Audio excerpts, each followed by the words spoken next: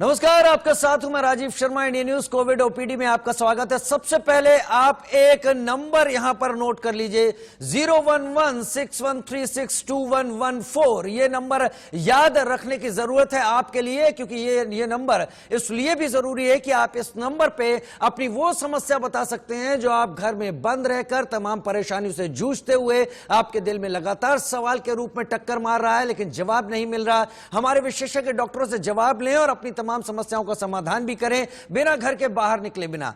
भारत में कोरोना की मार आम इंसान पर इतनी तगड़ी पड़ी है कि जिंदगी पटरी से उतर गई। हर तरफ लोग परेशान दिख रहे हैं। कोई अस्पताल के चक्कर काट रहा है तो कोई शमशान में जगह ढूंढ रहा है। किसी को अपनों के जाने का गम है तो कोई अपने को बचाने की जद्दोजहद में उलझा हुआ है। आलम यह है कि इंसान जिंदगी और मौत के बीच झूल रहा है।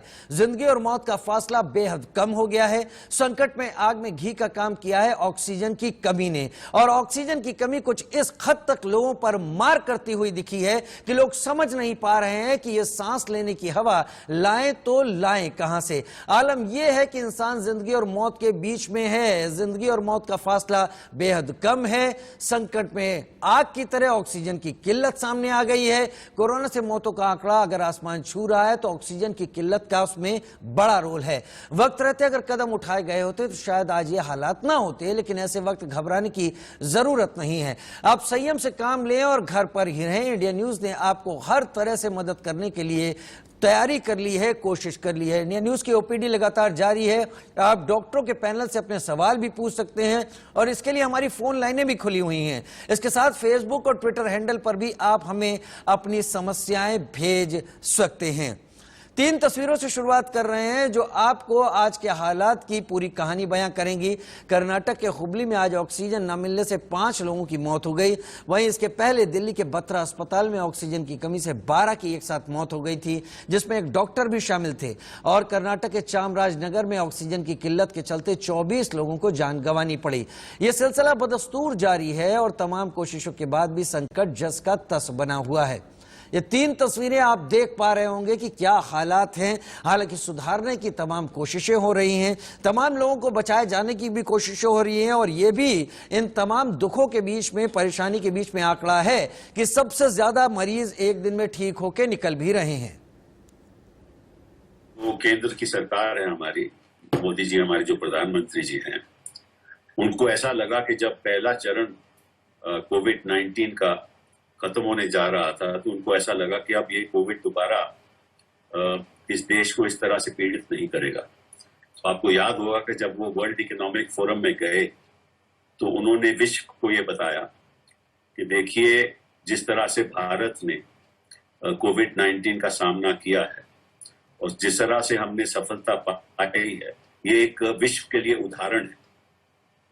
और भारत ही ऐसा देश है जिसमें जो पीड़ित लोग हैं वो सबसे कमती रहे, और अपनी पीठ उन्होंने थपथपाई। लेकिन उनको ये नहीं मालूम था कि जो दूसरा इसका सर्ज होगा और इस तरह से ये महामारी, ये कोविड-19 दोबारा लोगों की इस स्थिति में डाल देगी कि उनके पास ना ऑक्सीजन की सुविधा होगी, उनके पास ना टेस्टिंग की सुविधा होगी, उनके पास ना वैक्सीन की सुविधा होगी।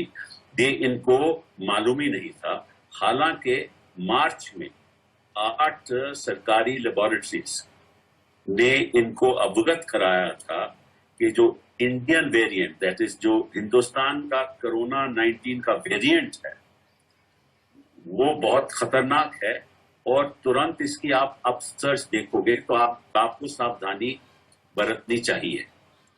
इन्होंने, और मुझे विश्वास होगा और विश्वास है कि प्रधानमंत्री को इस बात का पता था, क्योंकि अपनी 9 लेबोरेटरीज ने इनको ये बात कही थी, लेकिन फिर भी इन्होंने ध्यान नहीं दिया। राजनीतिक वार पलटवार अपनी जगह होते रहेंगे, लेकिन जो जमीनी हालात हैं वो सबसे ज्यादा छूते हैं। ऑक्सीजन संकट की जो खबर है, जो बातें हैं, वो कहीं ज्यादा डराने वाली हैं। दिल्ली के बत्रा अस्पताल की बात करें तो यहां पर ऑक्सीजन संकट के चलते 12 लोगों की मौत हो चुकी है। वहीं कर्नाटक की बात करें तो चामराजनगर में 24 लोगों की केवल ऑक्सीजन संकट से ही मौत हुई। दिल्ली के गंगाराम अस्पताल में 25 मौतों की खबर सामने आई।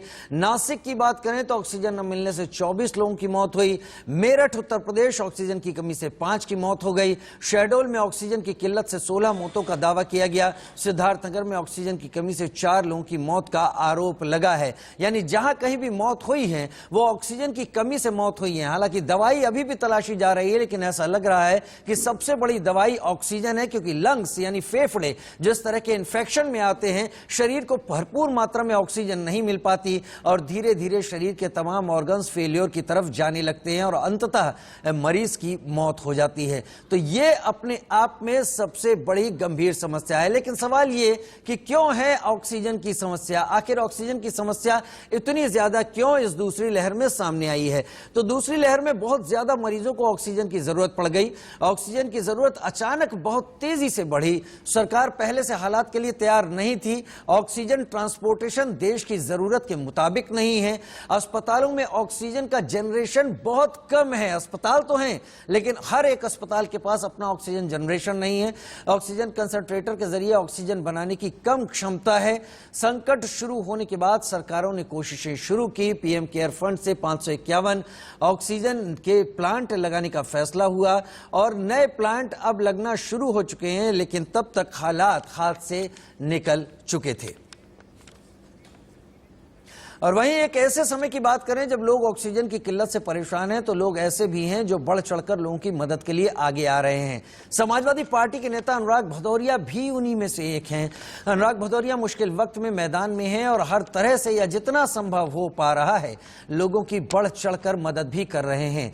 गंगानगर से एक शख्स ने एक वीडियो शेयर किया कि वो लोग किस तरीके से ऑक्सीजन की सप्लाई कर लोगों की मदद कर रहे हैं। तो ये दो तस्वीरें आप देखिए। अगर राजनीति सवाल उठाती है, लेकिन राजनीति सवाल उठाने के साथ समय पर जमीन पर उतरकर उस सवाल का खुद जवाब बनकर लोगों के सामने आने की कोशिश करती है, तो ऐसी बेहतर सूरतें निकल कर आती हैं जैसी अनुराग भदौरिया दिखा पा रहे हैं। दूसरी तस्वीर, मदद को लगातार हाथ बढ़ रहे हैं। गंगानगर की बात आप ये देखिए, वहां पर पुलिस भी इस काम में हाथ बटाती हुई दिख रही है।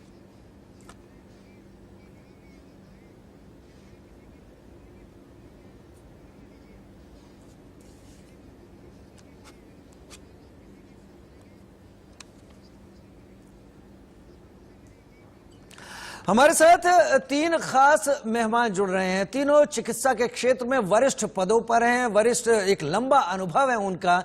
और हम तो अपने तमाम दर्शकों से कहेंगे, नंबर नोट करें 61362114 जो आ रहा है आपके टीवी स्क्रीन पर, और ये नंबर आपको उस सलाह तक पहुंचाएगा जो सलाह आज के दौर में आपके लिए जरूरी है। डॉक्टर LK झा हमारे साथ सीनियर कंसल्टेंट जुड़ रहे हैं सर्वोदय अस्पताल से। Doctor DK Gupta CMD Felix hospital हमारे साथ अक्सर जुड़ रहे हैं, लोगों की मदद के लिए वक्त निकाल रहे हैं और अपनी कीमती बेशकीमती राय उन्हें दे रहे हैं। डॉक्टर श्रुति मलिक हमारे साथ डायरेक्टर रेडिक्स हॉस्पिटल से इस वक्त जुड़ रही हैं और वो भी अक्सर आपको लोगों की मदद करते हुए हमारी इस कोविड OPD के जरिए दिखाई पड़ जाती होंगी। डॉक्टर LK झा, सबसे पहले मैं आपके पास आना चाहूंगा। ये जो नया वेरिएंट आया है जिसके बाद इस तरह का हाहाकार मचा है, जो कि शायद मेडिकल फील्ड में सालों से लगे लोगों को अब तक ऐसा अनुभव नहीं रहा होगा, आखिर ये इतना खतरनाक क्यों है? और अगर इतना खतरनाक है तो लोगों को अब इस दौर में, जबकि रोजाना करीब 4 लाख के करीब मामले आ रहे हैं, क्या कुछ करना चाहिए?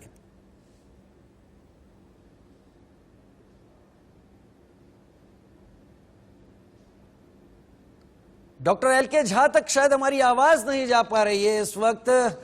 डॉक्टर LK झा, क्या आवाज आ रही है हमारी? आप एक बार रिपीट करिए, आवाज थोड़ी ब्रेक हो रही है। ठीक है डॉक्टर LK झा, मेरा सवाल ये है कि ये जो नया वेरिएंट आया है जिसको इंडियन वेरिएंट कहा जा रहा है और कहा जा रहा है कि बहुत घातक है, अब जबकि 4 लाख के करीब मामले आ रहे हैं, लोग जो घरों में बंद हैं, लोग जो तनाव के बीच में भी रह रहे हैं, उनको क्या करना चाहिए, किस तरीके से? यानी पहला सवाल उन लोगों के लिए जो अभी तक कोविड से बचे हुए हैं।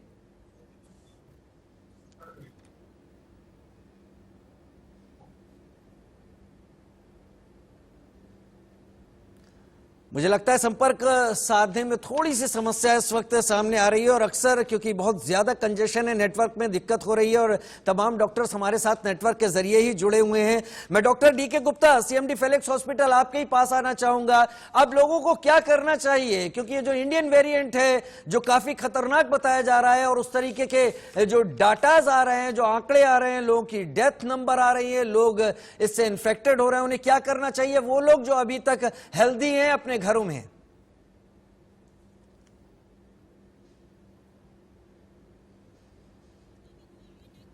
चलिए डॉक्टर श्रुति मलिक के पास इस वक्त चलता हूं। डॉक्टर श्रुति मलिक, क्या आपको मेरी आवाज आ रही है? मैं चाहूंगा एक बार तमाम डॉक्टरों से हम एक बार फिर से संपर्क साध लें, ठीक कर लें। उस बीच मैं तमाम तस्वीरें दिखाना चाहूंगा। ये तस्वीरें बहुत जरूरी हैं। लोग किस तरीके से परेशान हैं, लोग किस तरीके से ऑक्सीजन के प्लांट के बाहर लाइन लगा रहे हैं ताकि उन्हें ऑक्सीजन लोगों को मिले। लोग बहुत बुरी स्थिति में हैं, और इस वक्त तस्वीरें देखिए, लोगों का इलाज किस तरीके से हो रहा है। दूर दराज के इलाके हैं जहां गांवों में लोगों को पेड़ के नीचे ही तमाम चिकित्सकीय सुविधाएं दी जा रही हैं, जहां अस्पतालों के अंदर बेड खत्म हो गए हैं। तमाम जरूरी चीजें जो कि उनको दवाओं तरल के रूप में दिया जा सकता है, उनकी नसों के जरिए वो इस वक्त पेड़ों पर लटकाकर उसका काम यहां पर किया जा रहा है। चलिए डीके गुप्ता साहब, मेरे प्रोडक्शन कंट्रोल रूम ने अब मुझे कंफर्म किया है कि डीके गुप्ता साहब मेरे साथ जुड़ गए हैं। डॉक्टर डीके गुप्ता, अभी लोगों को क्या करना चाहिए इस हालात में जब इतने ज्यादा आंकड़े आने शुरू हो गए हैं और इंडियन वेरिएंट कह रहे हैं कि बहुत खतरनाक है? नहीं, देखिए, लोगों के पास कोई और इलाज नहीं है, कोई और चारा नहीं है। Prevention is better than cure. अगर आप बीमार ना पड़े तो अच्छा है, क्योंकि इस समय हमारा जो हेल्थ केयर सिस्टम है ऑलरेडी ओवरलोडेड है, ओवरबर्डन है। बेड्स नहीं है, ऑक्सीजन नहीं है, दवाइयां नहीं है। तो कृपया करके अपने घर से बाहर ना निकलें, सेल्फ लॉकडाउन में रहें, कोविड एप्रोप्रिएट बिहेवियर का घर के अंदर भी पालन करें, मास्क लगाएं, डबल मास्क लगाएं, और अगर बाहर बहुत जरूरी हो तभी जाएं, अदरवाइज बाहर बिल्कुल ना जाएं। अगर इन सब चीजों का ध्यान रखेंगे तो शायद हमें प्रॉब्लम ना आए, तो आप बचे रहेंगे। दूसरी बात क्या है, सरकार को चाहिए कि जहां भी अभी केसेस कम है वहां पे पार्शियल लॉकडाउन लगा देना चाहिए, और जहां पे भी जो पॉजिटिविटी रेट है 10% से ज्यादा है, जैसे जो दिल्ली एनसीआर है खास करके, तो यहाँ पे कंप्लीट लॉकडाउन सिर्फ एसेंशियल सर्विसेज को छोड़ के लगा देना चाहिए एटलीस्ट 2 से 3 हफ्ते के लिए, so that chain of transmission को। तीसरा सबसे बड़ा जो सुझाव है वो ये है कि वैक्सीनेशन सबसे बड़ा हथियार है इस कोरोना की जंग में। अगर हम वैक्सीनेशन को बढ़ावा देते हैं, 60 से 70% आबादी को वैक्सीनेट कर देते हैं, तो हम चेन ऑफ ट्रांसमिशन को रोकने में कामयाब होंगे और इसको कंट्रोल कर पाएंगे। तो सरकार को ये चाहिए, राज्य सरकार को भी और केंद्र सरकार को भी, वैक्सीनेशन को बढ़ावा दे। वैक्सीनेशन 1 तारीख से उल्टा और कम हो गया है, एज ग्रुप बढ़ा दिया गया 18+ में, बट वैक्सीनेशन प्राइवेट अस्पताल में मिल ही नहीं रहा। हमारे दिल्ली एनसीआर में तो मुझे नहीं पता, बट हाँ नोएडा के हॉस्पिटल्स में, प्राइवेट हॉस्पिटल में भी वैक्सीन है ही नहीं, और कोई पता नहीं है। कंपनी से बात कर ले, उनको पता नहीं कब आएगा कब नहीं आएगा, 1 हफ्ता लगेगा, महीना लगेगा, 3 महीने लगेगा, कुछ नहीं पता है। तो कृपया करके सरकार को चाहिए कि वैक्सीन की जो अवेलेबिलिटी है उसको प्राइवेट सेक्टर में भी मार्केट में प्रचुर मात्रा में उपलब्ध करवाए, और इसको बढ़ावा दे कि हमें पता है कम से कम 1 करोड़ वैक्सीन लगा पाएंगे तो 6 से 8 महीने में हम 60 से 70% आबादी को वैक्सीनेट कर पाएंगे। अभी हम लोग सिर्फ 10% लोगों को वैक्सीन दे पाए हैं, उसमें 10% ऐसे हैं जिनको एक सिंगल डोज लगी है, इनको 2 डोज नहीं लगी। सिर्फ 2% लोग ऐसे हैं जिनको डबल डोज लगी है। तो बहुत लंबा रास्ता है, इस रास्ता को अगर हमें पार करना है तो कहीं ना कहीं वैक्सीनेशन की जो कंपनियां हैं, बाहर वाली जितनी कंपनियां जिनको दूसरे देशों में अप्रूवल मिल चुका है, उन सबको बुलाना पड़ेगा, उन सब पे कोलैबोरेट करना पड़ेगा, उन सबको बोलना पड़ेगा कि आप हमारे यहाँ इन हाउस इंडिया में प्रोडक्शन करो, यहाँ की इंडियन कंपनी से उनका कोलैबोरेशन कराना पड़ेगा, सो दैट प्रोडक्शन को बढ़ाया जा सके। बहुत सारी कंपनियां जो बाहर से एक्सपोर्ट करने को तैयार है, उनसे हमें इंपोर्ट कराने पड़ेंगे वैक्सीन को, चाहे वो मॉडर्ना हो, फाइजर हो, जॉनसन एंड जॉनसन हो, स्पुतनिक हो, इन सबको बढ़ा के जितनी ज्यादा हम सप्लाई वैक्सीन की मार्केट में करेंगे, जितनी ज्यादा प्रचुर मात्रा में उपलब्ध कराएंगे, उतना ज्यादा वैक्सीनेशन लोग लग पाएंगे। क्योंकि अब लोगों के अंदर सेंसिबल हो गए, लोगों के अंदर समझदारी आ गई। जब से कोविड का पेंडेमिक बड़ा चरम सीमा पे है, लोग वैक्सीन लगवाना चाहते हैं। वैक्सीन अवेलेबल नहीं है इस समय, और जहां पे अवेलेबल है सरकारी में, वहां पे इतनी भीड़ भाड़ ज्यादा हो रही है कि वो खुद एपिसेंटर बनते जा रहे हैं, वहां पे इन्फेक्शन और बढ़ रहा है उसकी वजह से। तो इतनी जगह वैक्सीन होनी चाहिए, हर जगह नियर बाय जितने सेंटर्स हो सबके घर पे, सो दैट कम भीड़ भाड़ वाले इलाकों में लोग अच्छे से वैक्सीन लगवा सके। Thank you. चलिए, वैक्सीनेशन बहुत जरूरी है और वैक्सीनेशन जरूरी इसलिए है कि वैक्सीनेशन जिसको हो जाता है, ये गारंटी तो पहली बार में नहीं दी जा सकती कि उसको कोरोना नहीं होगा, लेकिन इस बात की गारंटी जरूर दी जा सकती है कि वो शख्स दूसरों के लिए किसी भी तरीके से नुकसानदेह नहीं होगा और ये कोरोना का संक्रमण अगर होता है तो शायद उस शख्स के लिए भी उतना खतरे वाला नहीं होगा। डॉक्टर श्रुति मलिक भी मेरे साथ इस वक्त जुड़ी हुई हैं, डायरेक्टर रेडिक्स हॉस्पिटल से मेरे साथ इस वक्त जुड़ी हुई हैं। Doctor Shruti Malik, doctor D K Gupta ने वैक्सीनेशन पर बहुत ज्यादा जोर दिया है। डॉक्टर डीके गुप्ता ने किसी दवाई की बात नहीं की है, किसी प्रिकॉशन की भी बात नहीं की है। हालात को देखते हुए उनका यह कहना है कि हम वैक्सीनेशन पर बहुत ज्यादा जोर दें। किसी शख्स को अगर एक वैक्सीन लग जाती है और किसी को 2 डोज लग जाती हैं तो वो कब अपने को ऐसा समझना शुरू करे, हालांकि प्रोटोकॉल तो पालन करे, कि वो कम से कम इस डर में नहीं जिएगा कि कोरोना उसकी जिंदगी पर एक बड़ा खतरा बनकर मंडरा सकता है। जिस शख्स को दोनों वैक्सीन लग चुकी हैं, ऑब्वियसली उसके 2 हफ्ते बाद उनके शरीर में एंटीबॉडीज बन जाएगी। बट वैक्सीन लगवाना, जैसे डॉक्टर डीके गुप्ता ने बहुत अच्छी बात बताई कि यही एक लॉन्ग टर्म हमारे पास इस समय उपाय है जिससे कि हम एंटीबॉडीज हमारे शरीर में रह सकती है। बट उसके अलावा ये भी जानना बड़ा इंपॉर्टेंट हो गया है इस समय कि वैक्सीन सिर्फ 70% की ही आपको जो है प्रोटेक्शन प्रोवाइड करती है। 30% हमें अपने कोविड एप्रोप्रिएट बिहेवियर से, मास्क पहन के, हैंड सैनिटाइजेशन से, सोशल डिस्टेंसिंग से, इन सब से ही अपने आप को बचा के चलना है। और वैक्सीन के केसेस में हम लोग, क्योंकि मैं खुद भी अपना निजी अस्पताल चलाती हूँ, हम लोगों ने देखा है कि जितने लोग वैक्सीनेटेड है उनको अगर हो भी रही है बीमारी तो बहुत माइल्ड हो रही है। ऐसा नहीं है कि वो सिवियर केस में जा रहे हैं, अनटिल एंड अनलेस कि कोई बहुत ज्यादा कोमॉर्बिडिटीज हो या ऐसी बीमारी हो जिस केस में पेशेंट जो है वो डिट्यूरिएट करता है।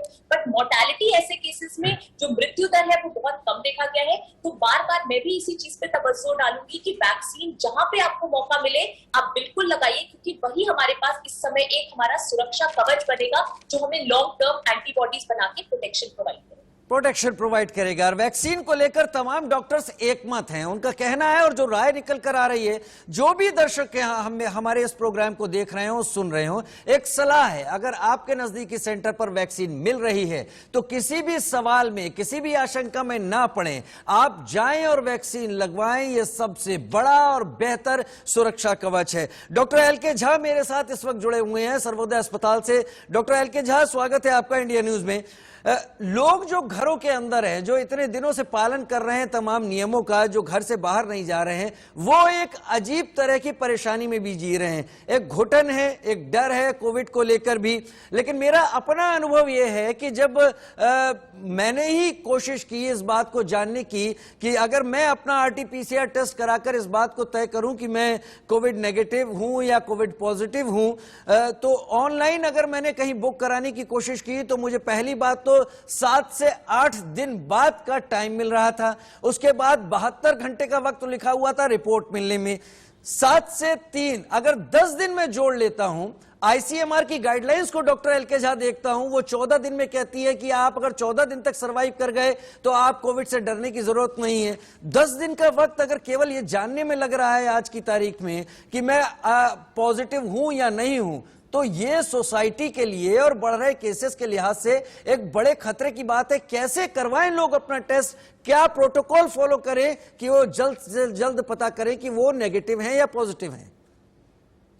नहीं, आपने बिल्कुल सही कहा कि आज के समय में जैसे हेल्थ केयर पे लोड इतना बढ़ गया है, बहुत मुश्किल हो रहा है कि आरटी-पीसीआर टेस्ट समय पे हो जाए और समय पे उसकी रिपोर्ट आ जाए। और ये हम लोग देख रहे हैं, जैसे पिछली बार ऐसा था कि 24-48 घंटे में रिपोर्ट आ जाया करती थी आरटी-पीसीआर की, वो आज के समय में 5 से 7 दिन, कुछ सेंटर्स में 10 दिन का भी समय लगता है लोगों का अपॉइंटमेंट मिलने से लेकर रिपोर्ट आने में। तो इसमें देखिए, जैसे ही लोगों को कुछ अगर लक्षण लगते हैं, आज के समय में सबको पता है कि कोविड के लक्षण क्या होते हैं, कि अगर आपको बुखार हो रहा है, शरीर में दर्द है, अगर आपको टेस्ट नहीं आ रहा, खाने में स्मेल कम आ रही है, तो आपको कहीं ना कहीं ये डाउट हो जाता है कि कहीं मुझे कोविड के लक्षण तो नहीं है। तो इसमें एक तो है कि जो रैपिड एंटीजन टेस्ट है, जो कि इजिली अवेलेबल है, जिसको कि आसानी से कराया जा सकता है और उसकी रिपोर्ट भी आधे से 1 घंटे में आ जाती है। और अगर उसमें भी अगर कई बार मिस हो जाती है चीजें, कई बार, क्योंकि जो रैपिड एंटीजन टेस्ट है वो केवल 30% लोगों में ही पॉजिटिव आता है, तो उस केस में हमारा ये सुझाव रहेगा कि अपने आप को आइसोलेट रखें। अगर आपको थोड़ा सा भी डाउट है कि अगर आप एक्सपोज हो चुके हैं कोविड पॉजिटिव पेशेंट से, तो अपने आप को आइसोलेटेड रखें, घर के अंदर ही कम से कम। और एक और मोडालिटी होती है जिसकी की चर्चा हम लोग अक्सर करते हैं, वो है सीटी स्कैन। तो अगर हम सीटी स्कैन हम अर्ली करा लें तो सीटी स्कैन बहुत ही सेंसिटिव टेस्ट है कोविड को कैच करने के लिए। तो रादर देन हम ये वेट करें कि आरटीपीसीआर टेस्ट हम अपॉइंटमेंट लें, आरटीपीसीआर टेस्ट कराएं। अगर आपको ये डाउट हो रहा है कि मुझे कोविड के लक्षण हो रहे हैं और मैं कोविड पेशेंट से एक्सपोज हो चुका हूं और आपको थोड़े से भी सिम्टम लग रहे हैं, तो बेहतर है कि अपने आप को आइसोलेट रखें और एप्रोप्रिएट सेंटर पे अपॉइंटमेंट लेके आप अपना सीटी स्कैन टेस्ट करा लें। हाँ, ये जरूर ध्यान रखना चाहिए कि आपको उस सेंटर को बता देना चाहिए कि मुझे इस चीज का डाउट हो रहा है, क्योंकि वो मिक्सिंग ना हो, वो नॉर्मल पेशेंट की तरह आपको नॉर्मल पेशेंट और कोविड पेशेंट को अलग अलग वो ट्रीट करें, क्योंकि हम ये नहीं चाहते हैं कि हमारे टेस्ट कराने से उसको और बढ़ावा मिले और वो बाकी लोगों में स्प्रेड हो। तो मेरा ये सुझाव रहेगा कि आरटीपीसीआर की जरूर कोशिश करें, लेकिन जहां पे आरटीपीसीआर संभव ना हो सके वहां सीटी स्कैन चेस्ट का करवाया जा सकता है। डॉक्टर एलके झा, ये सीटी स्कैन जो चेस्ट का है, ये डॉक्टर की सलाह पर करवाना चाहिए या खुद ही करवा लेना चाहिए? देखिए, बेहतर तो है कि आप सलाह पे कराएं, और आज के समय में टेली कंसल्टेशन की सुविधा काफी अस्पतालों में उपलब्ध है। आप डॉक्टर से ऑनलाइन कंसल्टेशन ले सकते हैं, वीडियो कंसल्ट ले सकते हैं, आप उनको अपने लक्षण बता सकते हैं और डॉक्टर सलाह देते हैं कि नहीं आप सीटी स्कैन करा लो क्योंकि आरटीपीसीआर में समय लग रहा है, तो आप जरूर जाके इसको कराएं। चलिए, जरूर जाके कराएं। Doctor D K Gupta, CMD Felix hospital, मेरे साथ जुड़े हुए। डॉक्टर डीके गुप्ता, इस कोविड पेंडेमिक के बीच में जो लोग कोविड से ग्रस्त हैं, यानी कोरोना के असर में आ चुके हैं, उनकी बात अलग है, लेकिन जो लोग नहीं आए हैं वो लोग एक अलग तरह की परेशानी में आजकल जी रहे हैं, और ये शायद आप मदद कर पाए, वो लोग कैसे अपना ख्याल रखें।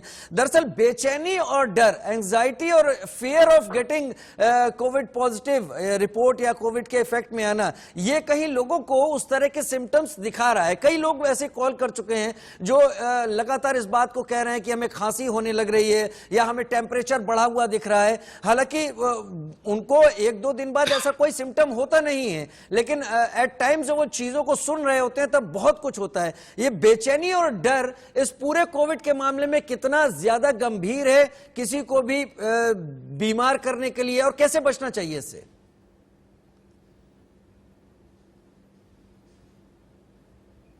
डॉक्टर डीके गुप्ता, आवाज आ रही है आपको? Doctor D K Gupta? चलिए, डॉक्टर श्रुति मलिक, क्या आपको मेरी आवाज आ रही है? हेलो, बिल्कुल आ रही है। डॉक्टर श्रुति मलिक, आप बताएं इस बारे में। बेचैनी और डर जो है आज की तारीख में, ये कई लोगों को चाहे अनचाहे ऐसे सिम्टम्स महसूस करा रहा है जो कि कोविड जैसे ही सिम्टम्स हैं, और जो ये नहीं कहा जा सकता कि वो लोग कोविड के पेशेंट हैं ही। तो इस स्थिति को कैसे आदमी रोक सकता है? इस बेचैनी और डर से कैसे बच सकता है वो जो ठीक है?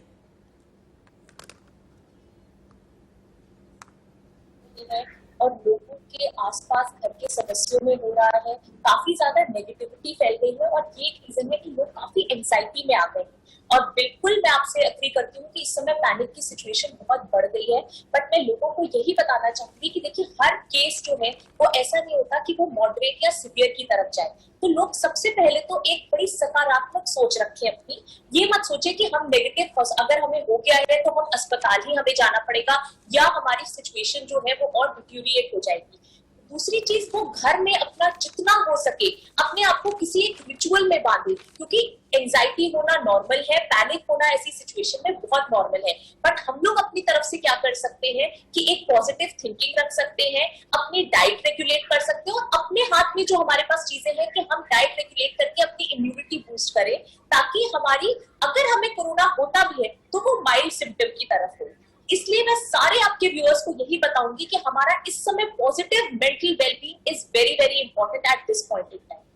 ठीक है डॉक्टर श्रुति मलिक, मेरे साथ गजेंद्र सिंह उदयपुर से जुड़ गए हैं अपनी समस्या के साथ। गजेंद्र जी, सवाल पूछिए। ये कि मैं तो काफी टाइम से कोशिश कर रहा हूँ आपसे कांटेक्ट करने की। जी, मेडिकल सर्विस में जितने लोग लगे हुए हैं इस देश में, उन सबको मेरी तरफ से धन्यवाद। ये बहुत मेहनत कर रहे हैं, लेकिन मेरी शिकायत ये है कि जनता, चाहे कहीं की भी हो, देश भर में सब जगह यही है कि देश की जनता जागरूक नहीं है। जनता बिल्कुल बिगड़ी हुई है। कोई जितने कोविड के गाइडलाइन से उनको फॉलो नहीं करती, इसकी वजह से कोविड फैलता जा रहा जी, है। आपका कोई सवाल? नहीं, मेरा सवाल यही है, मैं तो आपको एक मैसेज दे रहा हूँ। दूसरी चीज, मेरे एक और शिकायत है, बहुत बड़ी शिकायत, ये देश की कोर्टें हैं, इन जजों के पास और कोई काम नहीं बचा है। चलिए ठीक है, मैं अदालत के बारे में किसी तरह का कोई अपनी तरफ से वक्तव्य नहीं दे सकता, वो मेरी सीमा में नहीं है, लेकिन लोग अपना पालन जरूर करें। जनता अगर इस प्रोटोकॉल का पालन करेगी तो कहीं बेहतर जनता जल्दी ही महसूस करेगी। मेरे साथ तमाम गेस्ट जुड़े हुए हैं, आपके पास नंबर है 01161362114। ये तमाम बड़े डॉक्टर्स आपको वो सलाह देंगे जो सलाह आज के दौर में, आज के 1362114। जी हाँ, इंडिया न्यूज कोविड ओपीडी का यही नंबर है। अगर आप किसी समस्या से हैं परेशान और चाहते हैं सलाह, घर बैठे वरिष्ठ डॉक्टर्स हमारे साथ लगातार जुड़े हुए हैं, आप फोन करें और उनसे सलाह लें, उनसे अपने सवालों के जवाब ले सकते हैं। लेकिन इससे पहले कि हम तमाम सीनियर डॉक्टर्स के पास जाएं, बड़ी खबर आ रही है इस वक्त सुप्रीम कोर्ट से, जहां पर केंद्र सरकार को सुप्रीम कोर्ट ने फटकार लगाई है। दिल्ली को ऑक्सीजन सप्लाई न हो पाने पर फटकार लगाई, कहा नाकाम अफसरों को जेल में डालें या अवमानना के लिए तैयार रहें। सुप्रीम कोर्ट ने केंद्र सरकार को सीधे सीधे आड़े हाथों लिया। दिल्ली को ऑक्सीजन सप्लाई का प्लान कल तक सुप्रीम कोर्ट के सामने बताएं, कितनी सप्लाई होगी, किस तरीके से होगी, कहां से पहुंचेगी, क्योंकि लगातार दिल्ली के अस्पतालों की तरफ से अलार्म बज रहे हैं कि उनके पास कितने घंटे की ऑक्सीजन बची हुई है। अस्पतालों और मरीजों के बीच में होना तो यह चाहिए था कि अस्पताल केवल मरीजों का ख्याल रखें, लेकिन अस्पताल दरअसल तमाम दूसरी चीजों पर अपना ज्यादा वक्त लगा रहे हैं। और हमारे साथ 3 डॉक्टर्स, वरिष्ठ डॉक्टर्स इस वक्त लगातार जुड़े हुए हैं। हमारे साथ डॉक्टर श्रुति मलिक जुड़ी हुई हैं, डायरेक्टर हैं रेडिक्स हॉस्पिटल से। हमारे साथ doctor D K. Gupta, CMD Felix hospital से जुड़े हुए हैं, और doctor L K. Jha, senior consultant Sarvodaya अस्पताल से हमारे साथ जुड़े हुए हैं। Doctor D K. Gupta, CMD Felix hospital, ये स्ट्रेन जिसकी बात हो रही है डॉक्टर डी.के. गुप्ता, और मैंने पिछले दिनों में इसके बारे में बहुत पढ़ा, ऐसा बताया जा रहा है कि ये स्ट्रेन इतना खतरनाक है कि इसकी जकड़ में आने वाला शख्स बहुत मुश्किल से ही इससे छूट पा रहा है, नहीं तो अधिकतर लोग ऐसे हैं जो कि अब हमारे बीच में नहीं हैं। आखिर ये स्ट्रेन इतना खतरनाक क्यों है? इंडियन वेरिएंट इतना ज्यादा खतरनाक क्यों हो गया है?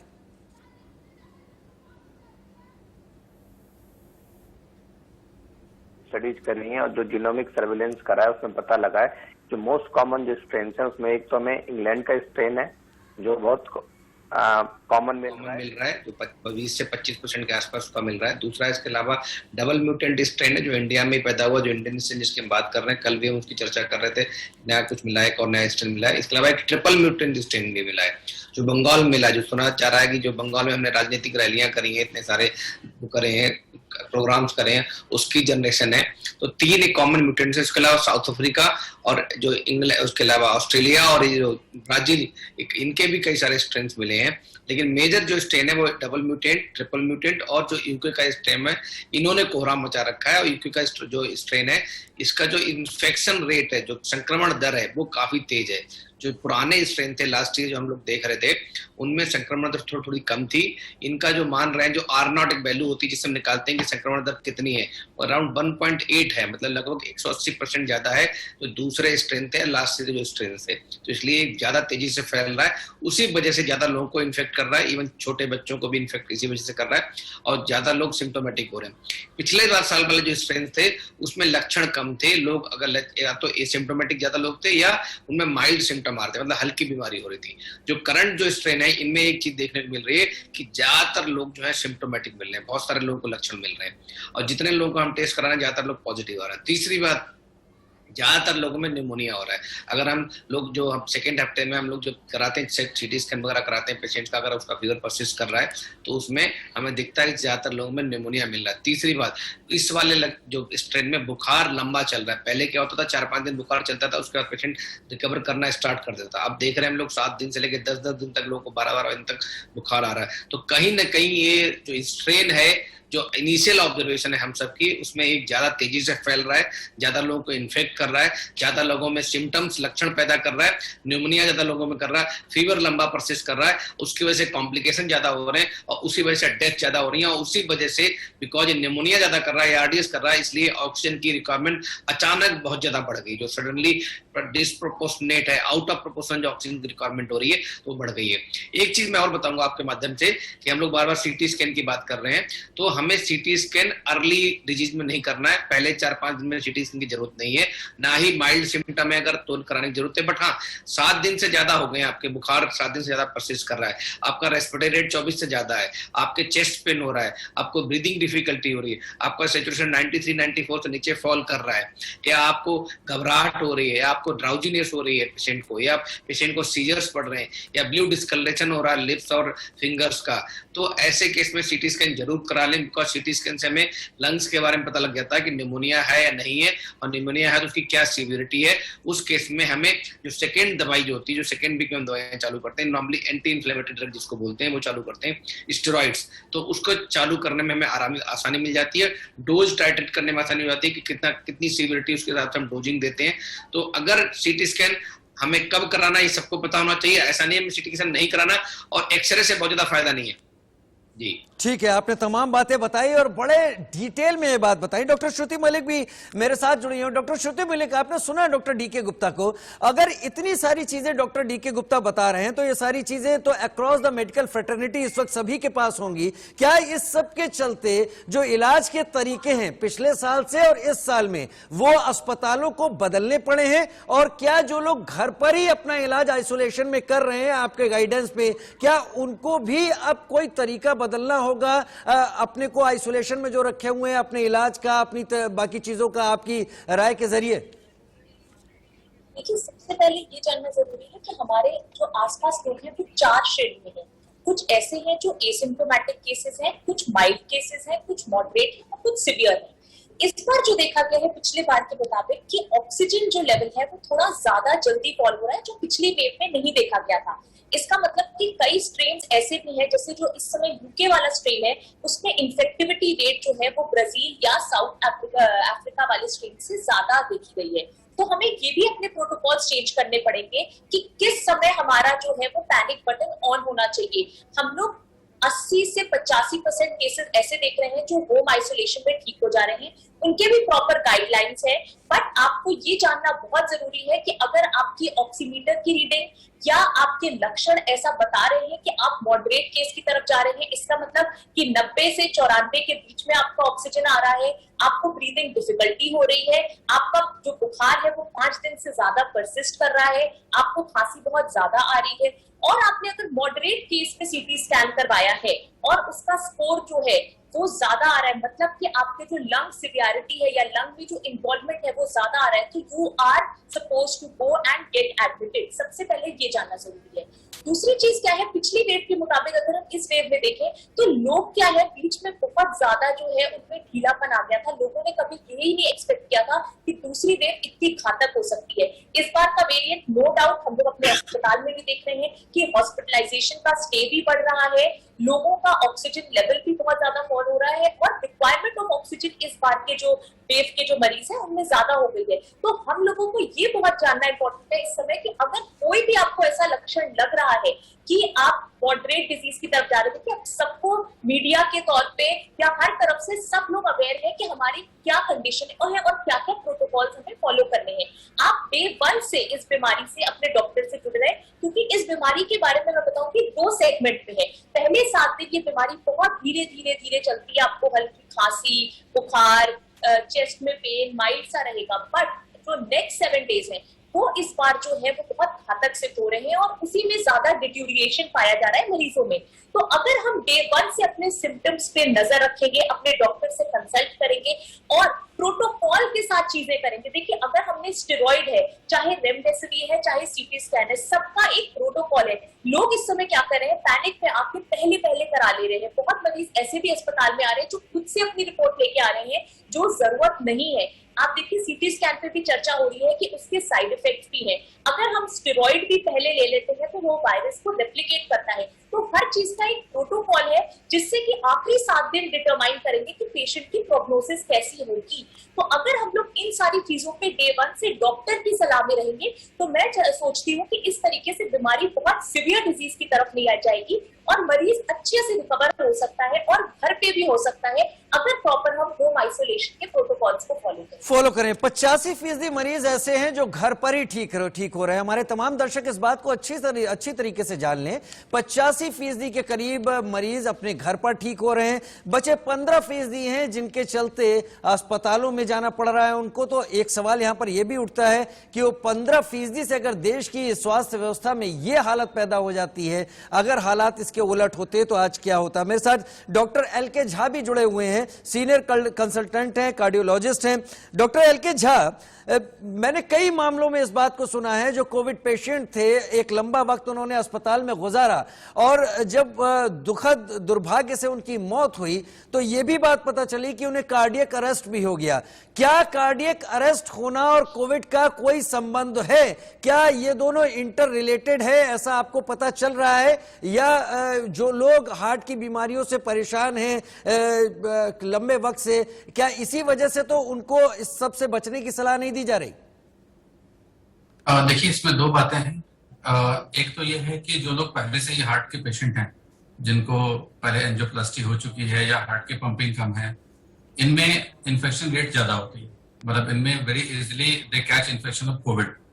और इन मरीजों में ऐसा देखा गया है कि जो डेथ रेट है वो नॉर्मल लोगों से 5 टाइम्स ज्यादा है।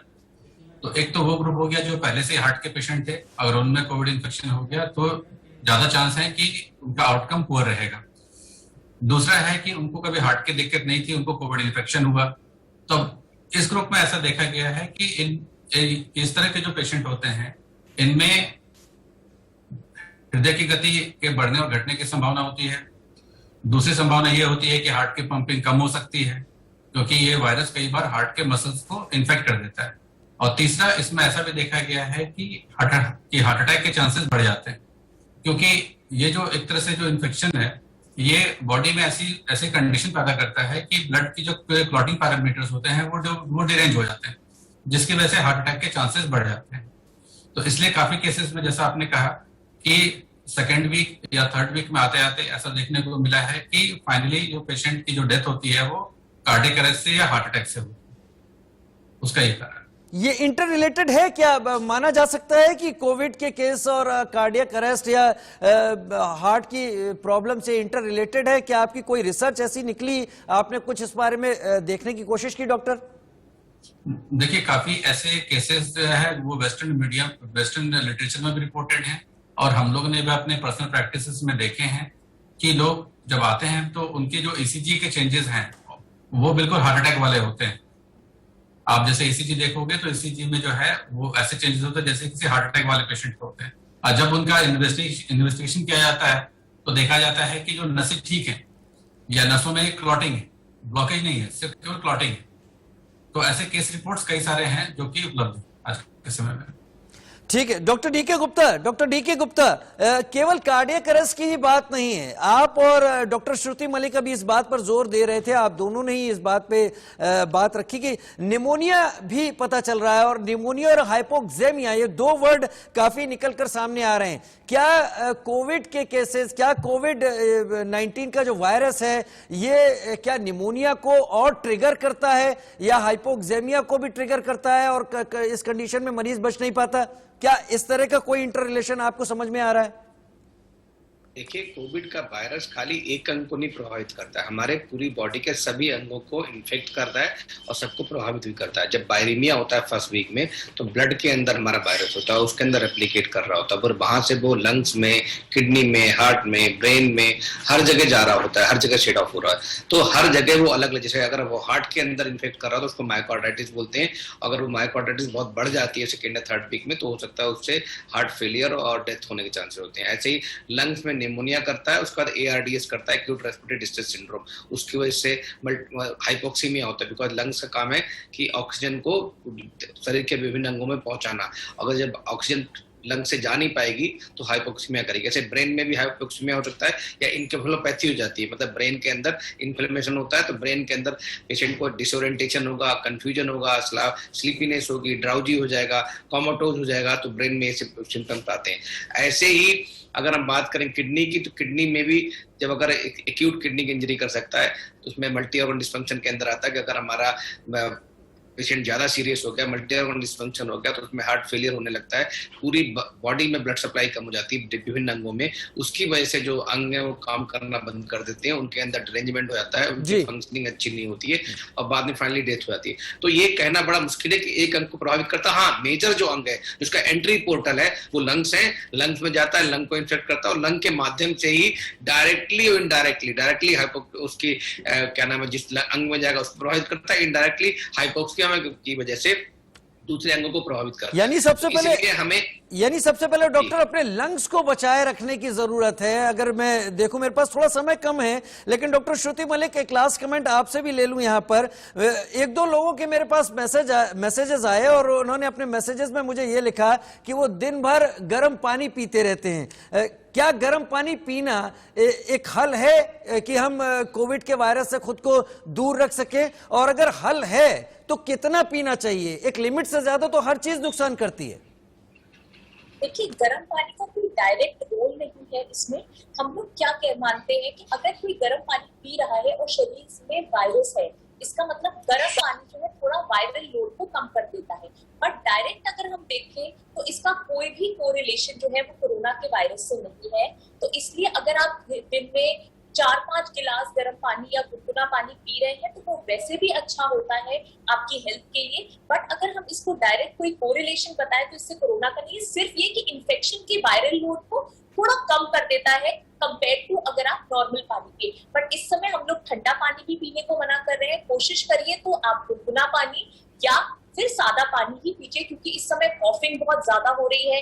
कई बार लोग इसको कोरोना से भी जोड़ लेते हैं, लंग कंजेशन होने लगते हैं। तो अगर हम इन सारी चीजों का ध्यान रखेंगे तो इससे कोई भी आप अपने आप को तकलीफ में नहीं डालेंगे और आप आराम से इस बीमारी से, अगर आपको होती भी है तो उससे भी आप आराम से जो है उसका सामना कर सकते। Doctor Shruti Malik, doctor D K. Gupta, doctor L K. Jha हमारे साथ आप जुड़े। आप तीनों का बहुत बहुत शुक्रिया। उम्मीद है आगे भी हम आपको अपने साथ जोड़ने में सफल रहेंगे और उसके बाद हम अपने दर्शकों तक वो जरूरी जानकारियां हमेशा पहुंचाते रहेंगे, तब तक पहुंचाते रहेंगे जब तक ये पैंडेमिक किसी न किसी फॉर्म में आसपास है और लोग इसके साए में हैं। फिलहाल